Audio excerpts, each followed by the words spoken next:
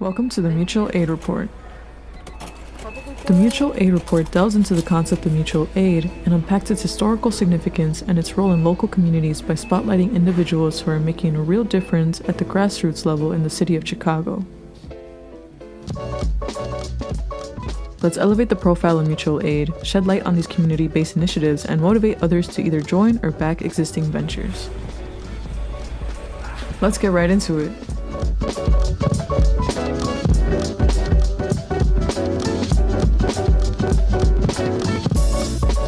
This is WLPNOP Chicago, 105.5 FM, Lumpy Radio. Welcome in, everybody. It's the Mutual Aid Report. My name is Mario Smith. Thank you so much for joining us today. We really appreciate your patronage. Before we go too far into the program, a short reminder.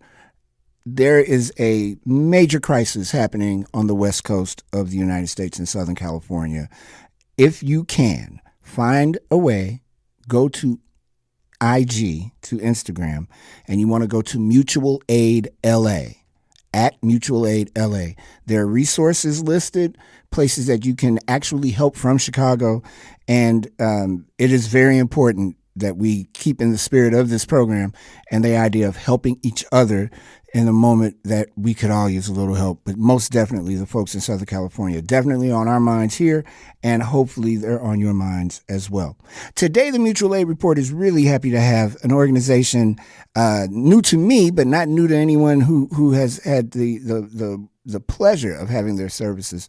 It's Cradles to Crayons, and it's a very unique organization in that it's out to end clothing insecurity and to provide kids with things that they need. Kids as young as 12. What is it? The ages are from birth through age 12, with all the necessities, homeschool, and we are going to do today, hopefully, to help elevate the organization and to get you involved with them as well. Joining us is the executive director of Cradles to Crayons. Her name is Dawn Melchior, and she is here live right now. Thank you so much for being on today. Really appreciate you being here, and I am so glad that we are able to talk about Cradles to Crayons.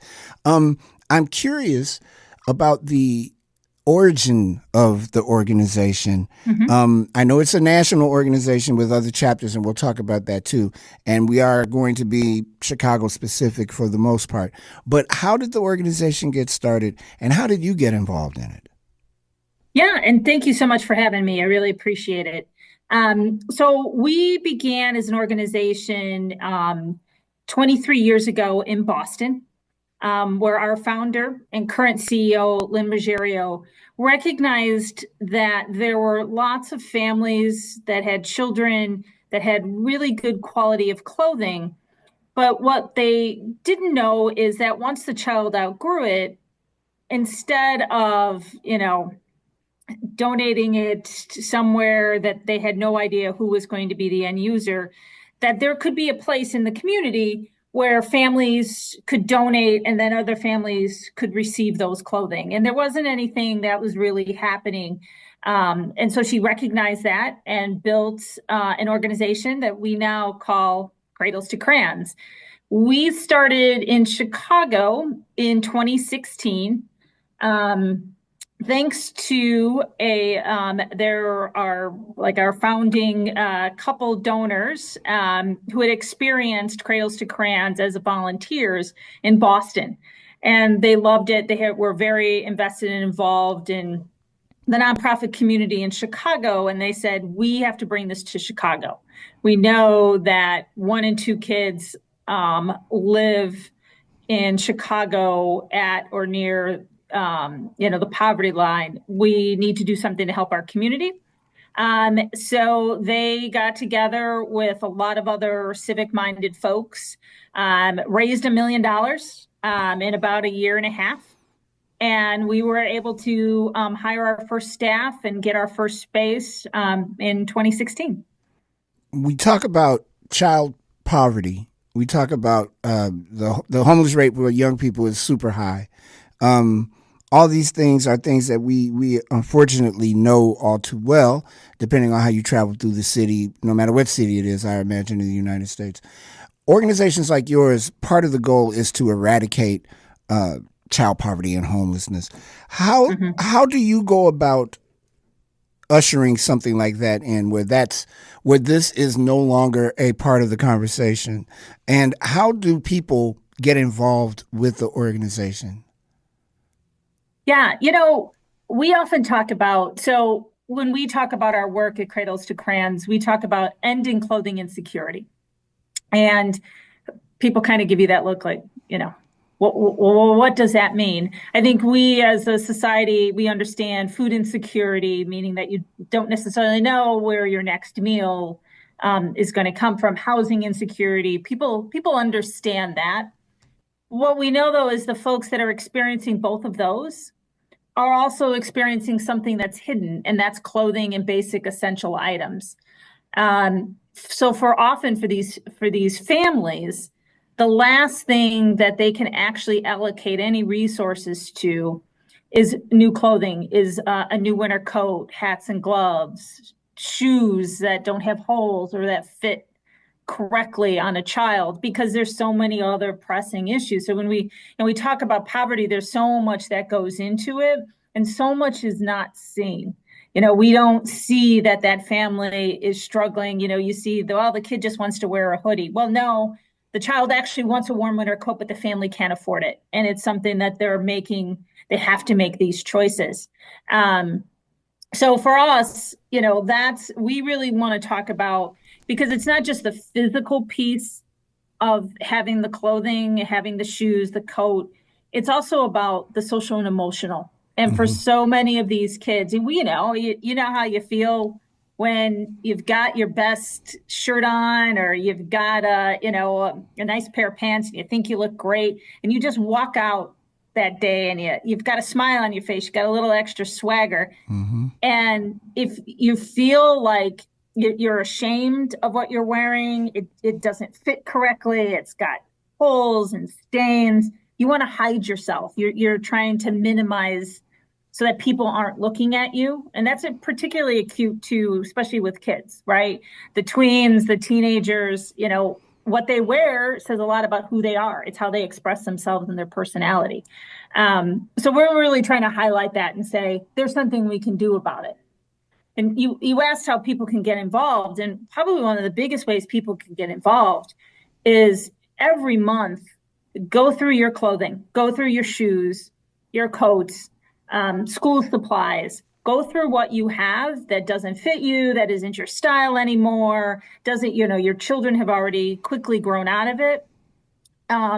You go on our website and you can find a drop-off location somewhere in the city or suburbs. We have, right now we have about 100 drop-off locations. Usually we have somewhere between 50 to 60 drop-off locations.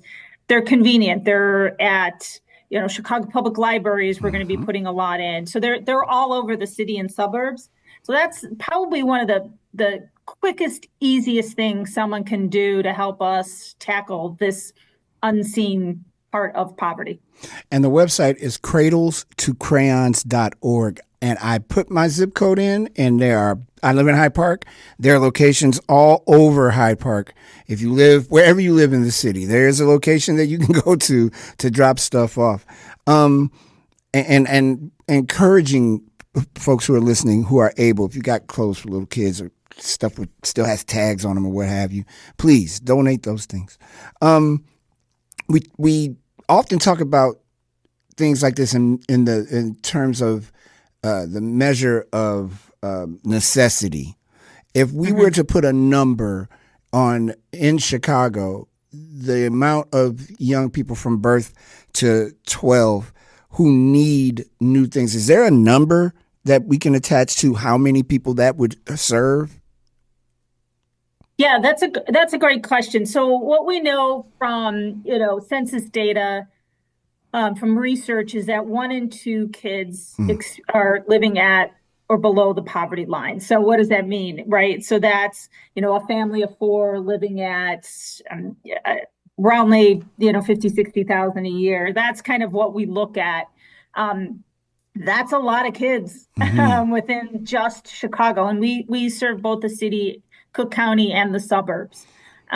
So we estimate there's hundreds of thousands of families that might not necessarily need everything we provide, they might need help.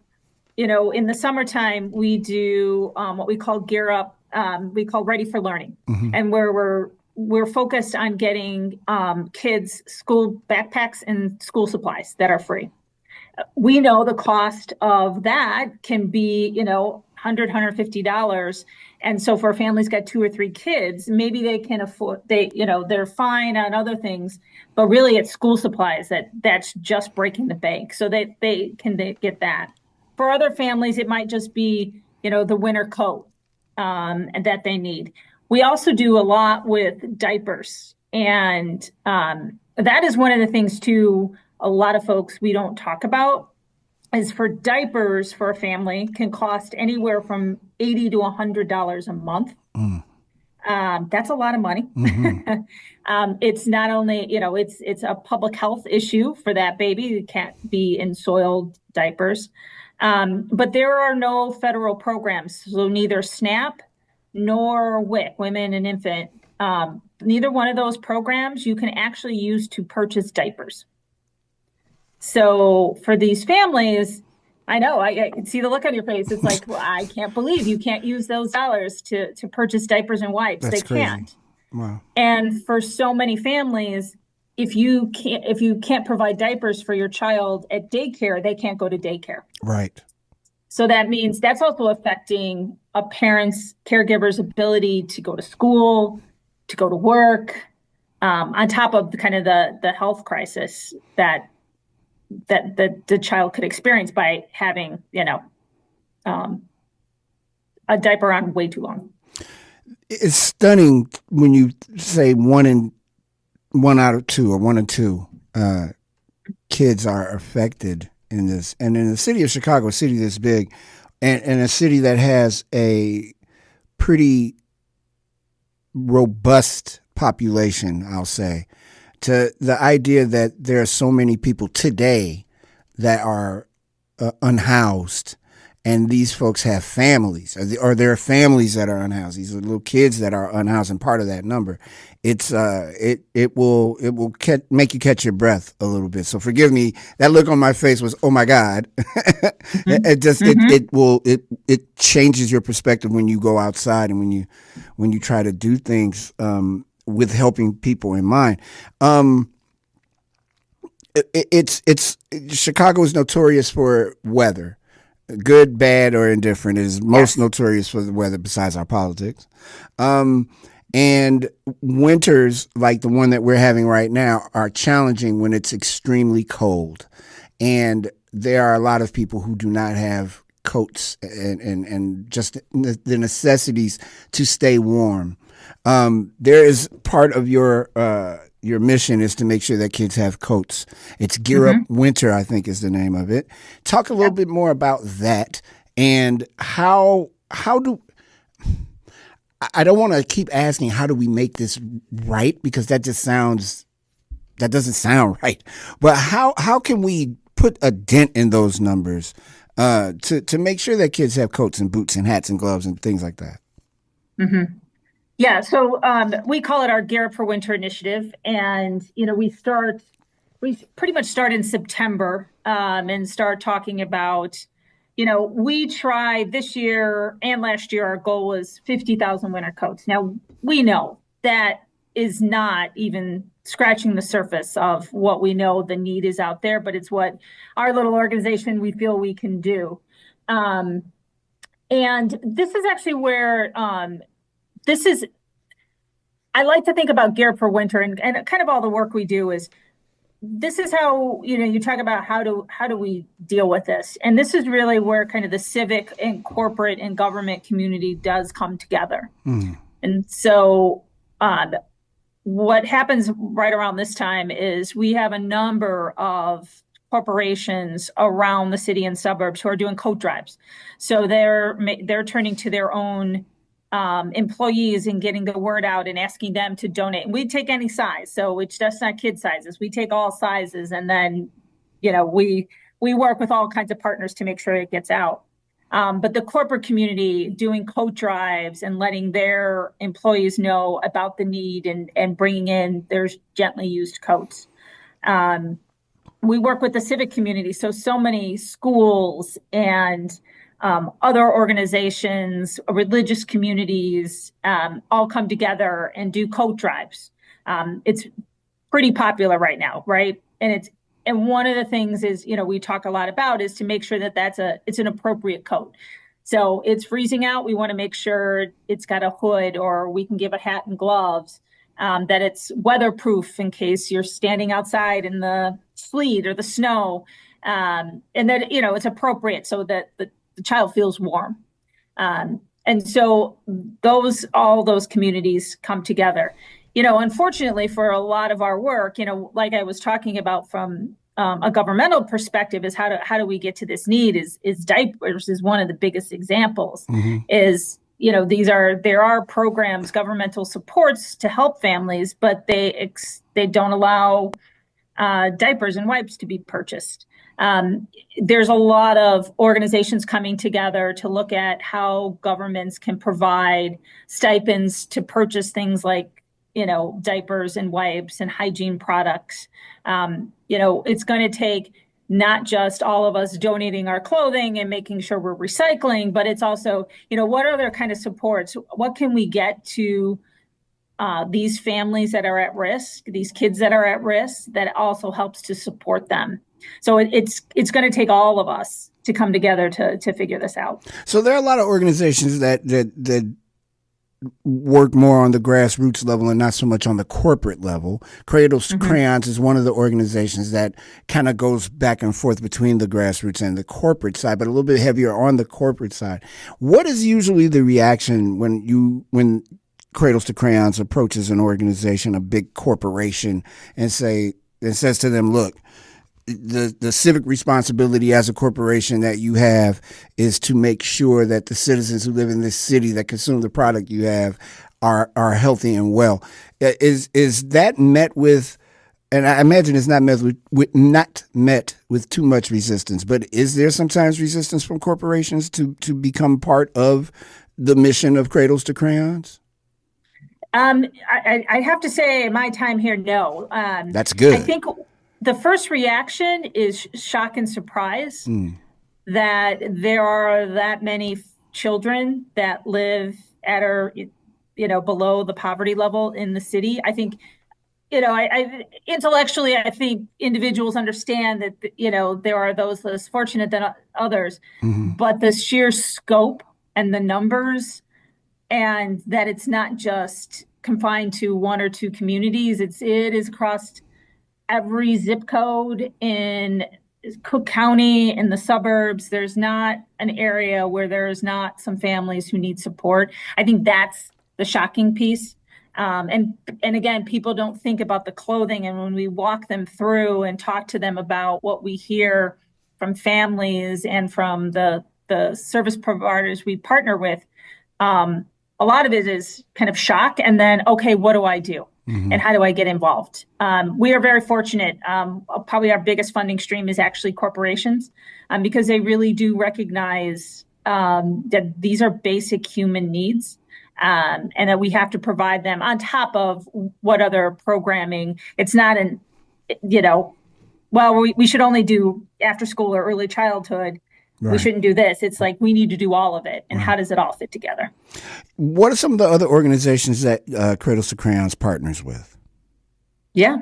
So one of the great things about our model is that when folks donate their clothing to us, we have we call it our giving factory. And it's in the North Center neighborhood at Addison and Western.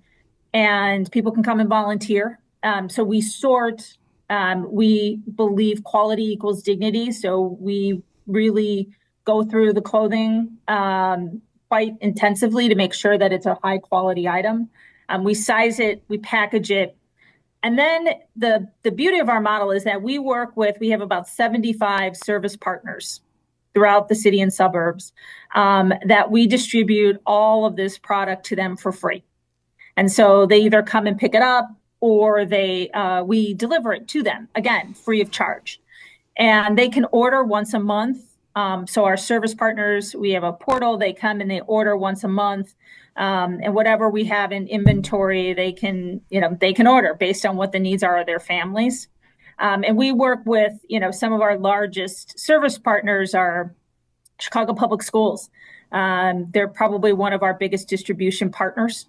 YMCA's YMCA in Metro Chicago, they're not only one of our largest service partners receiving items, but they're also one of our largest collaborators to get product in. So they have collections at almost all the YMCA's, Boys and Girls Clubs of Chicago. But we also have small community-based volunteer-run organizations where this is, they're just trying to serve their small 4 or 5 block neighborhood, and they're wonderful partners. They're running out of somebody's garage or, in the community center or the church basement, and they're running closets. So, really we see partners of all different sizes and capacities.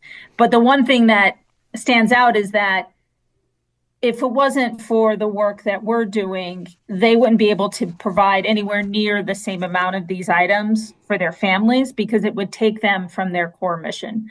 And that's what we like to think of ourselves as, is we're not only just helping these families, but we're also helping the nonprofit sector in Chicago serve their clients more robustly and not have to put a burden on them and their mission and their funding to do this work. So it's a one big collaboration. I also know that, and you mentioned the Chicago Public Schools. I know that, and I know it because I lived it. Not having, there was a period when I was in elementary school and I didn't have boots, and it wasn't just me; it was a bunch of us, and we basically wore gym shoes through the winter. And these were the winters where the snow was, snow. The reputation we have now, it kind of started back then. And knowing what that felt like personally, to not be able to just be warm, and to go home and your feet feel like bricks because you're freezing to death and all that type of stuff. I don't think that we pay enough attention to what is really happening with the young people in the Chicago public school system. Our focus right now is on the teachers, mostly, it's seemingly all the time. But there are kids who today could use a good pair of boots, a nice coat, and I'm hopeful through our conversation today. And it's not just the Chicago public school system. And as you mentioned, you also work out in the suburbs, and I'm sure this problem is not isolated to what happens in CPS.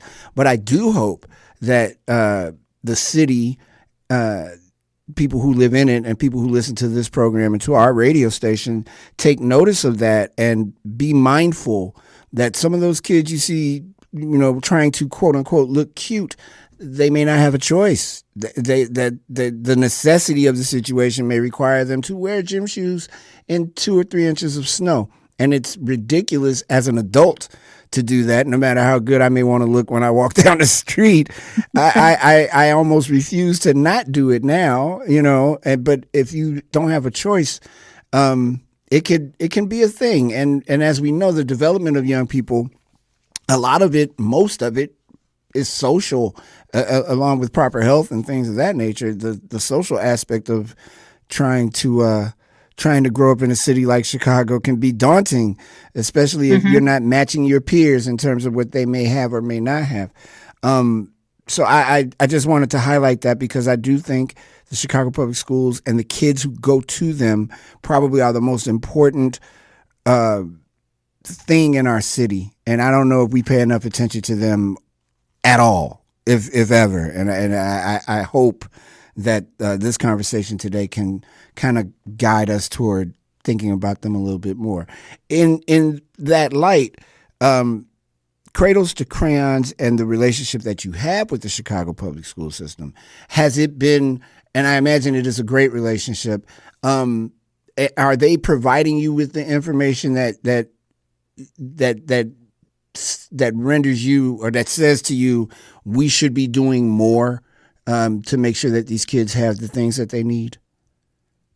Yeah, we do have and I appreciate your point of, yeah, kids need this, and it's the unspoken that we don't like to talk about, and we need to talk about it. Mm-hmm. CPS has been an amazing partner, and so we actually work with their family resource teams. Yes. And their parent university, and those they do an amazing job, and we should really talk about the work that they're doing every single day, because all they think about, those resource coordinators, is how do I get more to the kids? How do I get more to my kids in my schools? And so we work with them to really hone in on, okay, where is the most need for different items? And backpacks is probably one of the biggest. So we provide about 40,000 backpacks.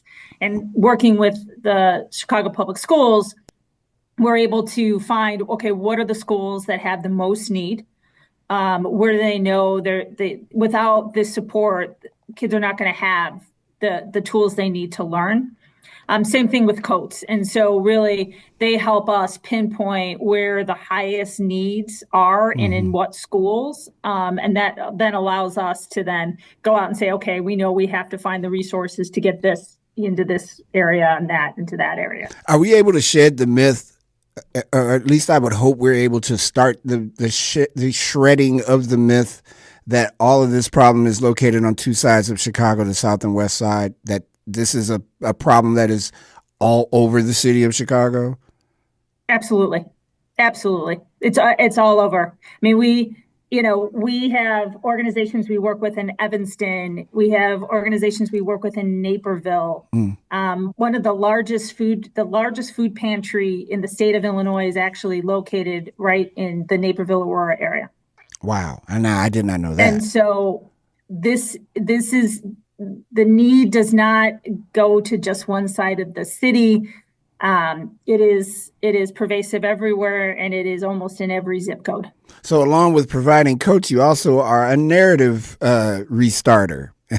And then that's a good thing, because the narrative in our city is very much south and west side, horrible, horrible, poverty. But the city is 77 communities, so it can't just be two sides of town. That's not balanced, and that's kind of weird that people still do that. We're coming up on a break.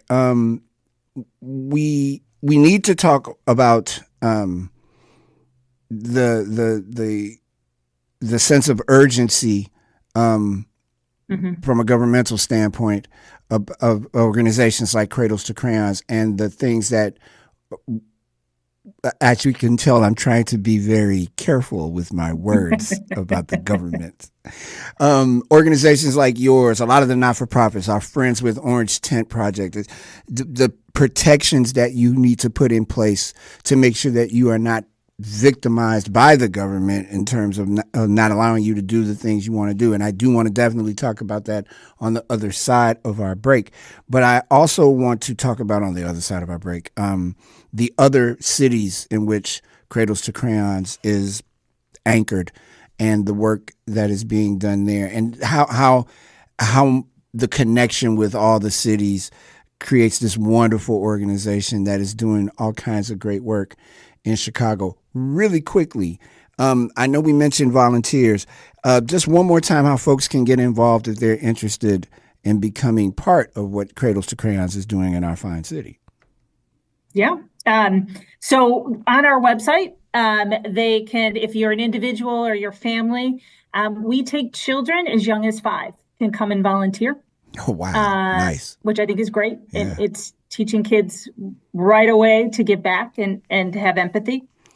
So families and individuals can go online and register. We have slots available Tuesday through Saturday. We do 2 a day. So people we need lots of volunteers. We need thousands of volunteers. If you're a corporation, there's a email you on our website, and you just email us and we can work with your company as well.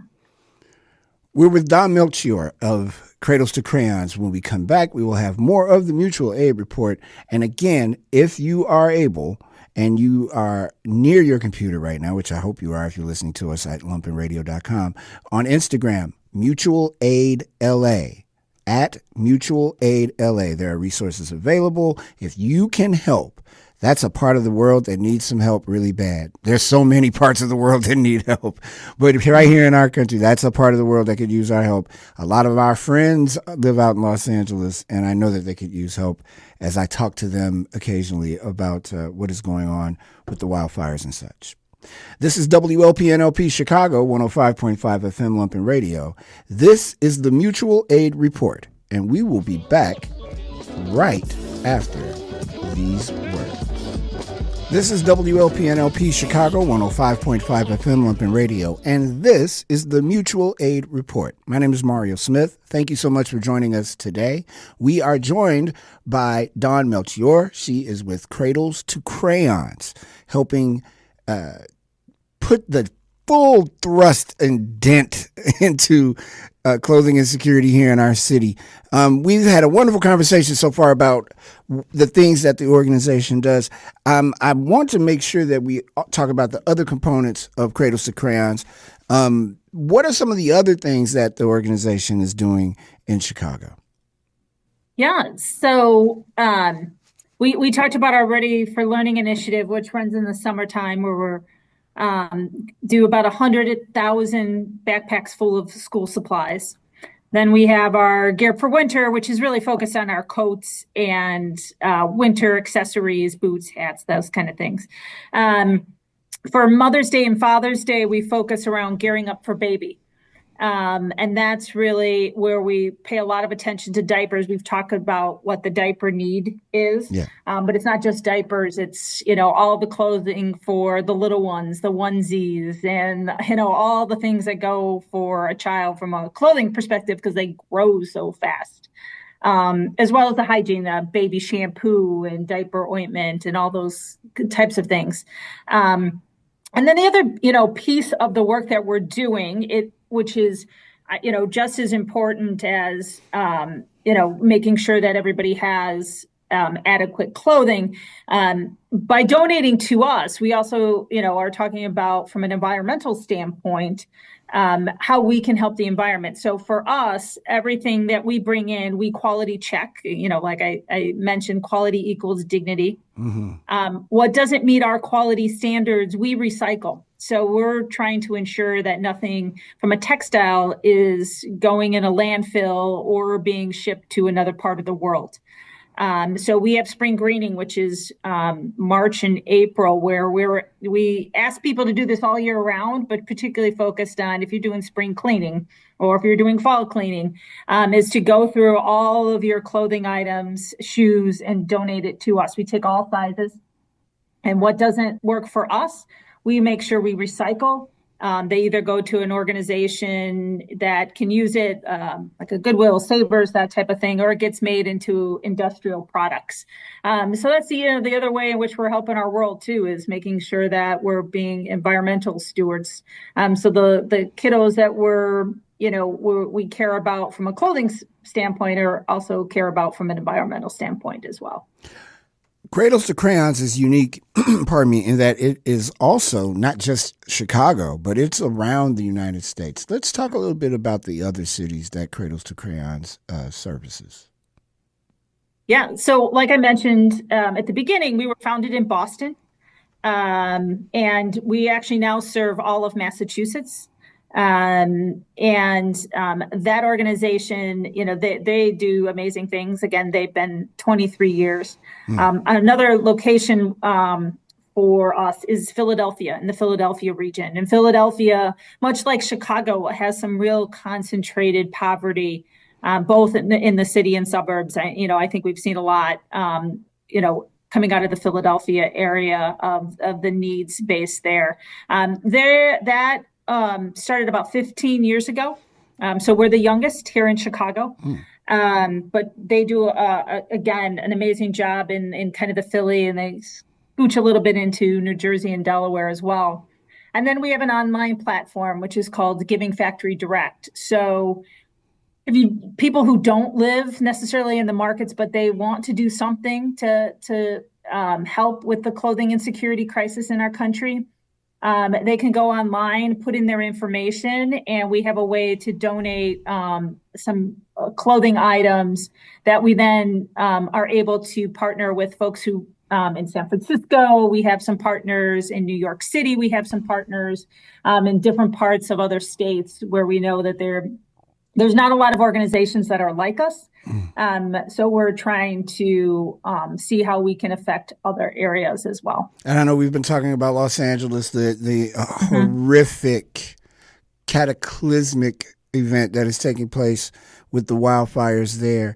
I am sure that you guys have probably had conversations yourselves about how to make sure to be present in that moment. Are you able to assist at all in what's happening in Los Angeles? Yeah, we're having conversations. It's tough because we don't have enough items for folks in Chicago. Yeah. But we're looking at, do we have excess? Is there excess we could potentially send to Los Angeles? It is absolutely just horrific what folks are going through in Los Angeles. Whether the air everybody's breathing, the public health crisis, people losing all of their absolutely everything, and it touches us because, again, the clothing, people literally just have what's on their back, what they could escape with. So we are thinking through, what are ways that we can help while still making sure that we maintain our commitment to the communities that we're already in. With that in mind, and I guess this is the elephant in every not-for-profit organization's room, we are about to approach a new presidential administration. My pregnant pause there is because I'm trying to mark my words carefully. Organizations like yours sometimes get under the scrutiny of the government as opposed to the assistance from the government. And this may be an unfair question to ask, but I ask it in the spirit of wanting to know, do you, as a leader of this organization, do you feel as if you guys need to put certain protections in place so that you're able to continue to do what you are doing? Or is it because you have a little bit more of a corporate pronouncement that you're not as worried about having to protect yourselves from whatever it is that may be happening for the next 4 years, if it lasts 4 years? Yeah. It is a great question. And, I know, a lot of my former colleagues and friends in the sector who deal with maybe some more controversial issues. They're really trying to calibrate what their future looks like. But for us, I like to think that we are probably the most non-controversial of organizations, because really our focus is just how do we meet the day-to-day needs of a child who is experiencing, poverty or homelessness. And that's, we stay true to that mission. We work with anyone and wherever, as long as that focus is on how do we get basic essential items to kids. There are probably a lot of supports that we would wish that government would come together to work on, to provide the monetary support for some of these families that would allow them to purchase a coat, to purchase diapers. But we live in reality, and all we can do is what's in front of us every single day. And that's talking about how no matter who you are, no matter where you live, no matter who you voted for, you can help us make sure that a child feels loved and has the warm, essential items that they need to thrive. And that's really where we keep our message at, is that everybody can and everybody should be involved, because we all have things that can be donated, reused, and repurposed. And we again, that question also is being asked, is the fact that all times are uncertain times. There is no perfect situation, or at least I haven't seen it yet, and I'm kind of old. There's no perfect situation in our country or in our city where organizations like yours are not required. It's an unfortunate requirement, and just on a back of the baseball card conversation part of this, you get into this with the hopes that one day you'll be able to say we can dismantle the organization. The need has been met.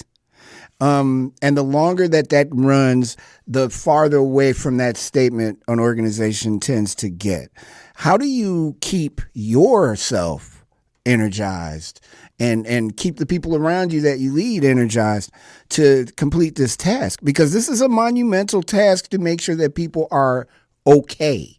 As simple as it may sound. How do you keep yourself in it?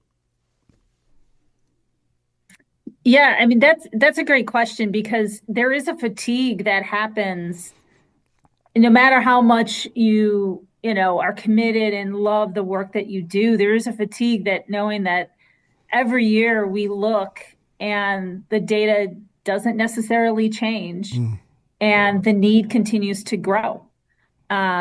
And that how much harder can I work? And I think for folks that commit themselves to a career within the nonprofit sector, especially within the social service needs organizations, we're driven by, I have to do better all the time. And it is something, I check in with my staff a lot about, because I also know that staff also bring with them their lived experience.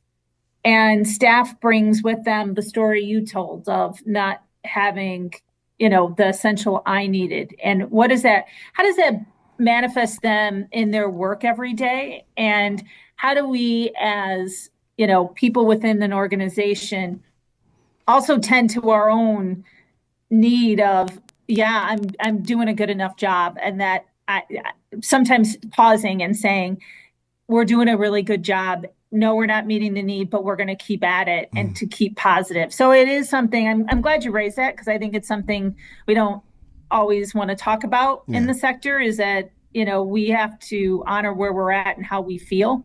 When the newcomers all came, when, we had 40,000 folks come into the Chicagoland area, and so many of those had completely inappropriate. They were coming in the middle of winter and they had flip-flops and shorts and t-shirts on. And, I could see how, we were on the front lines with a number of our partners, like New Life Centers, and trying to get clothing out as quickly as possible. And I could see how, the staff, they would come in early, they'd think of new ways. And we actually then changed our model a little bit and started giving out much larger kind of bulk items to different organizations. We looked at what sizes we were providing and really started to target and say, oh, we need to find some bigger sizes and some other things. And so those kind of, when you get into those crisis modes, it was like, all right, let's go to work. How can we change what we do to meet that need? And that got everybody so excited and wanting to come to work every day. It was really impactful and powerful. And now it changed the way in which we work even till today, even though that crisis is not, it's still there. I don't want to say it's not there, but it's not out in front in everybody's face every day. I know COVID also took a toll on the ability to be able to do things. How did you guys get out of that part? And people get on me about still continuing to talk about COVID, and I have to remind folks it's not over. the after effects of what happened are very much new and in our face. How did Cradles to Crayons manage to navigate through all that? Yeah, COVID was difficult because we rely on about 12 to 13,000 in-person volunteers every year to be able to fulfill our mission. And so when COVID happened, that stopped. We couldn't safely have anyone in the Giving Factory to do volunteer shifts. And so, we really had to look at, and again, the model had to change and shift and think through, all right, how do we now get donations in? And then how do we process that, right? We had to change staffing levels because staff had to do a lot of it. We had to re-space out our warehouse. And it's an interesting time, though, because one of the things that really happened was so many more donations came in, so many more people thinking, because people just had a time to stop and think about community. And I think it made people want to volunteer. And once we were able to safely bring folks back in, we saw a big increase in people wanting to get more involved, who said, really, it took this kind of COVID moment for me to stop and think about others and think about my community. And I want to get involved. And so, as horrible as it was for everybody to live through, it also, I think, provided perspective about what it means to be in community and what I can do for my community. Yeah.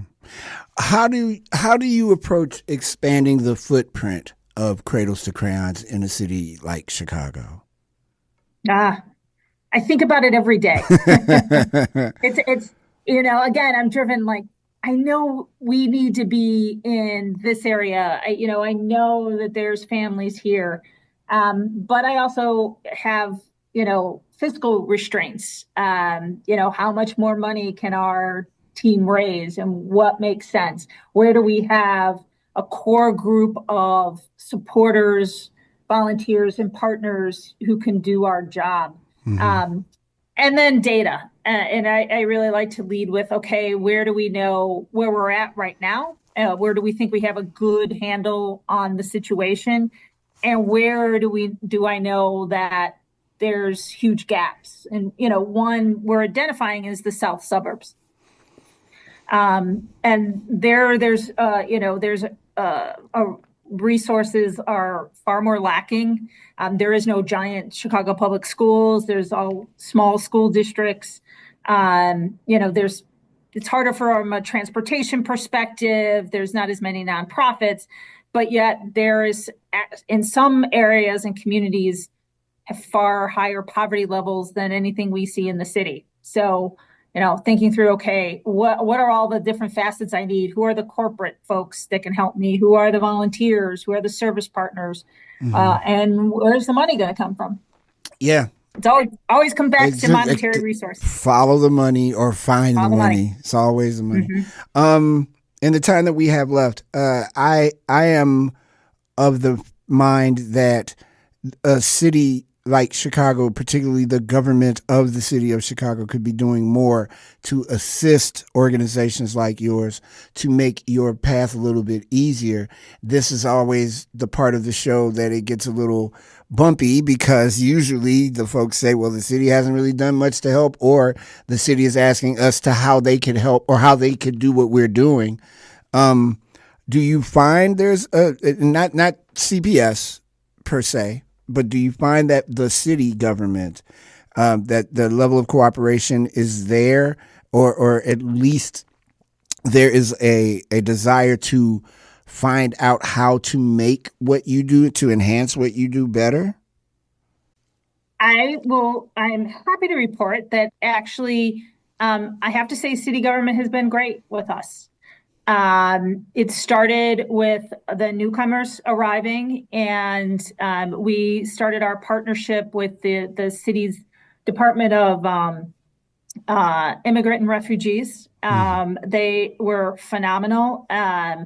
Promoted us to, everybody was reaching out at that point to the city government, to the mayor's office, and in particular to that department.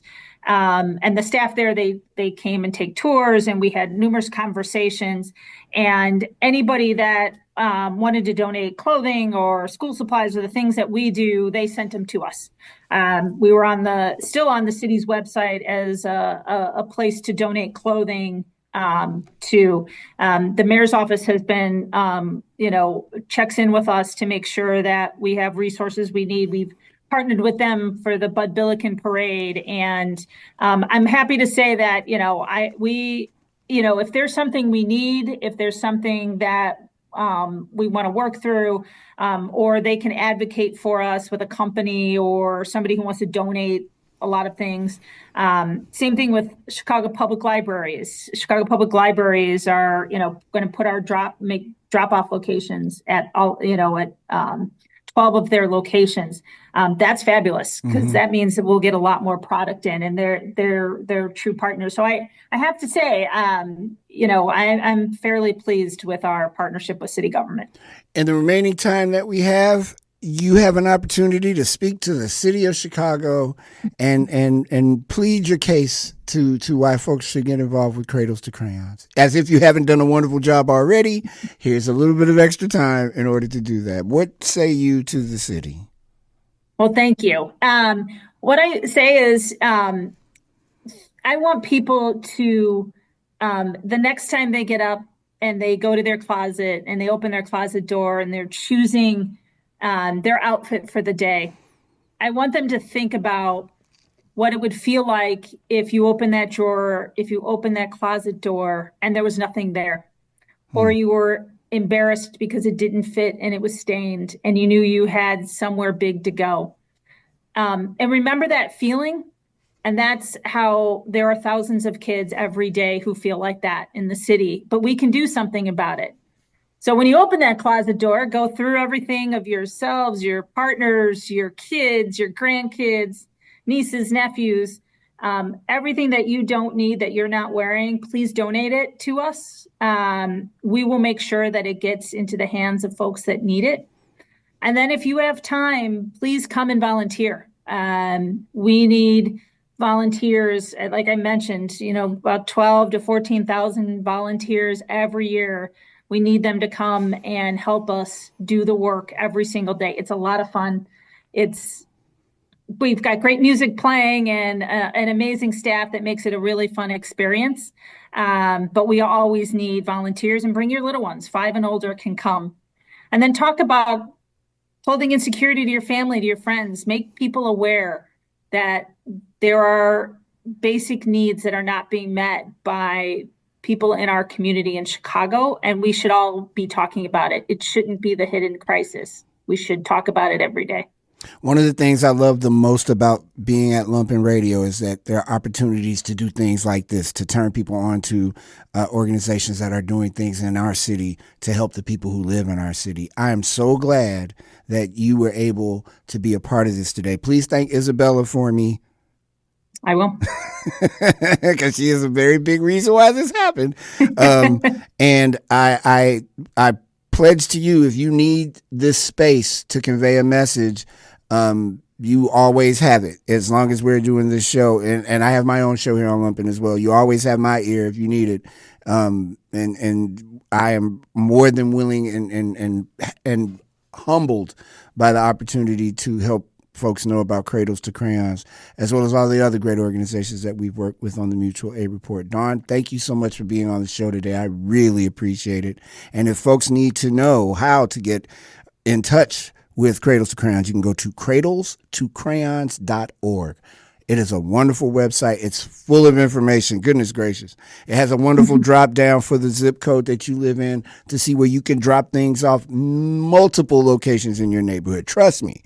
I did 8 different zip codes. I'm like, oh yeah, that's a few places. So there's a place to drop clothes off. If you've got kid clothes that still have tags on them, bring them.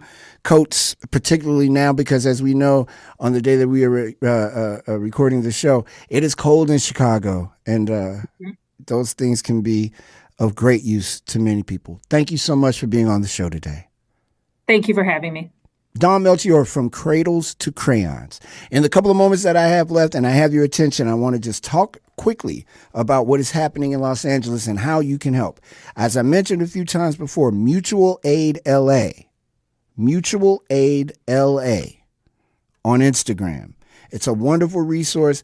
There are Google Docs. There are all kinds of things that are happening to get folks involved, to be able to provide help where there is help, or where help is needed.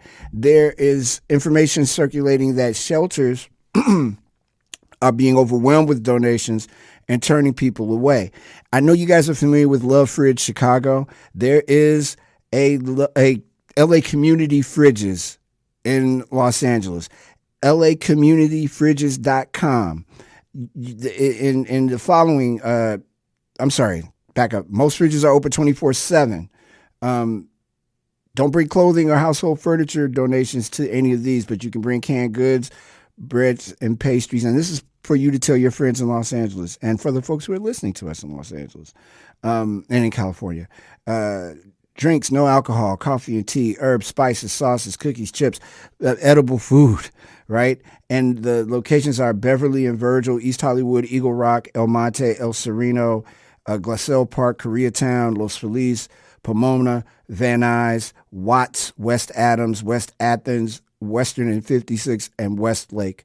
Mutual Aid LA is where that information is. The other place that you can get information, the LA County Fires and Wind Resource Grid, for donating time, funds, items, etc. It's bit.ly, MALAN-fire, bit.ly /MALAN-fire. All right? All right. Thank you so much to Don Melchior and Cradles to Crayons for being on the show today. We'll be back soon with another episode of the Mutual Aid Report. Thank you so much for listening. Truly, truly appreciate you, and have a wonderful, wonderful day or night or afternoon or whenever you happen to be enjoying this broadcast. This is the Mutual Aid Report. And this is WLPNLP Chicago, 105.5 FM, Lumpin' Radio.